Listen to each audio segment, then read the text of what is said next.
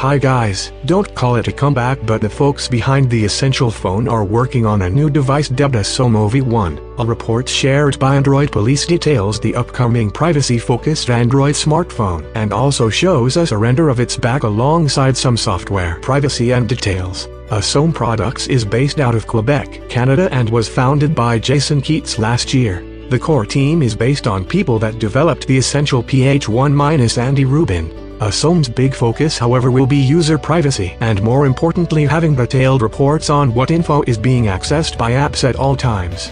Keats mentions that the device will be 100-fold more powerful at letting users know what information is being accessed at all times than competing Android smartphones. As for the smartphone, OV1 will have dual rear cameras alongside a back-mounted fingerprint sensor and an unspecified Qualcomm chipset. The device will run a near-stock Android interface, and we'll get to learn more details about it at MWC in February. Jason Keats specified OV1 is not a sequel to the Essential PH1 and that the phone will bring Google mobile services. Per the report, the OV1 is still in its development stage and the render is based on the first working prototype, so there are plenty of factors subject to change. The goal is to have the phone out on the market by summer 2022. Thank you for watching. See you soon.